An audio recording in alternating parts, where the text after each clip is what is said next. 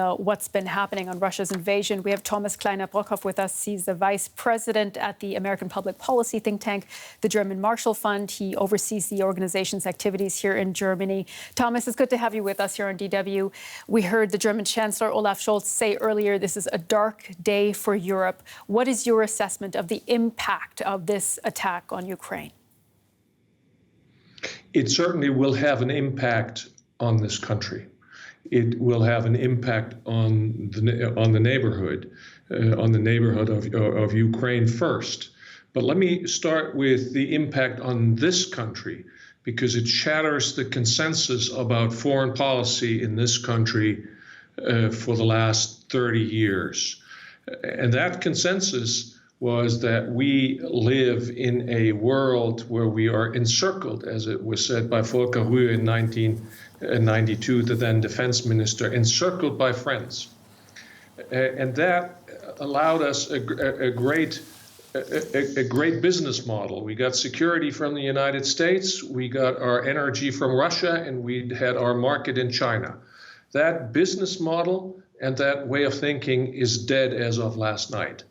There is going to be a big rethink of German foreign and security policy and foreign energy policy in this country that will need to happen now.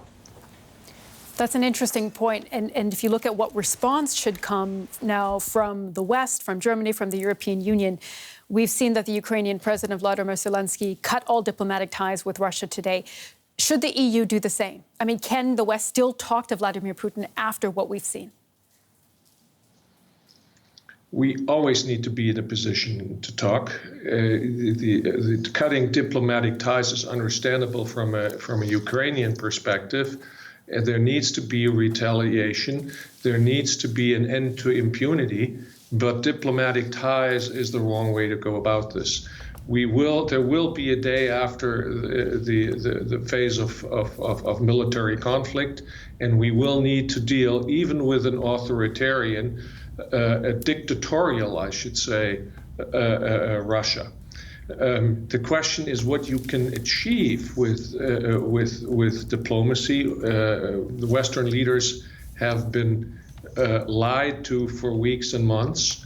Nothing of what the Russian autocrat told them was true, and nothing of what he said in his declaration meets the perception of reality that Western leaders have. So the gap is so large that it is unclear to me what it can achieve, but cutting ties is the wrong way to go about it. I want to ask you about what we saw from Germany's former defense minister, Annegret Kramp-Karrenbauer, today. She put out this tweet that went viral, and we're going to bring up the tweet. I'll read it quickly. She said, quote, "I'm so angry at ourselves for our historical failure after Georgia, Crimea, and Donbass. We have not prepared anything that could have or would have really deterred Putin." Thomas, do you agree with that? I mean, is what we're seeing happening the result of a failure in recent years here in Germany? I would tend to agree with that, but I would also mention that the author of these lines understands this so well because she tried to position against this consensus. She was the one to ring the alarm bell. She was the one to position the German armed forces in a different way, that to resource them differently. She was the one who got it, and she is the one who now goes out on Twitter and says collectively for us all in the way we have failed to assess Vladimir Putin. I want to ask you also about what we heard our Russia affairs correspondent say earlier. She spoke of a possible new Iron Curtain coming down in Eastern Europe. And you said this is time for a big rethink of foreign and security policy here in Germany. So could you see that happening? That's what I'm still struggling with. Is this akin to an Iron Curtain? Yes, big fences make good neighbors. If your neighbor threatens you, as happened this morning, there was a veiled nuclear threat in what Mr. Putin said. So the consequence of that might easily be some new Cold War. And the question is now how to avoid that, how to draw lines, how to more effectively deter, but also not to fall back into into a dark past that nobody dares to relive. So is there a variation to that can lead us to a better deterrence?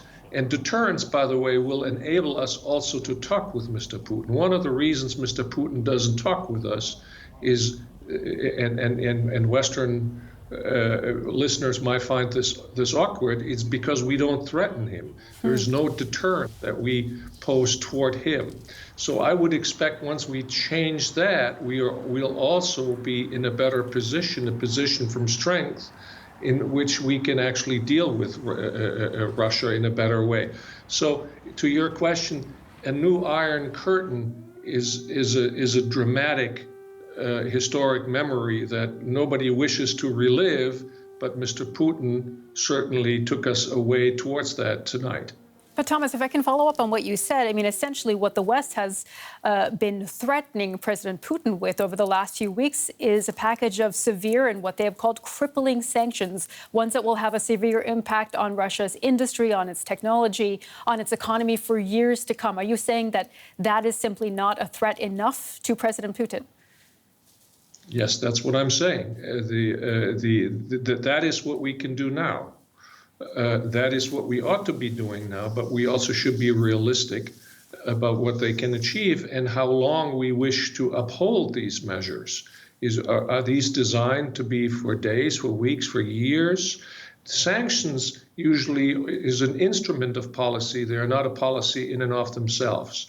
So we're going to need a new Russia policy, and that new Russia policy will need to consist of more realism and more deterrence in order to get to speaking terms with Mr. Putin.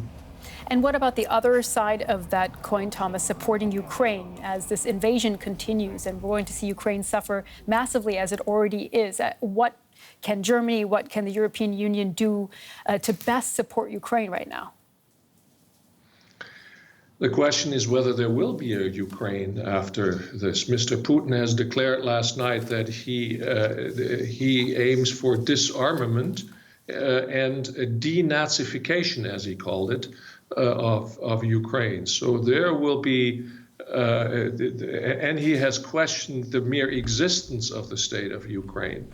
So so my question will be, who is at the helm? Who needs to be supported? Are we in a position to then have humanitarian help to the people of Ukraine?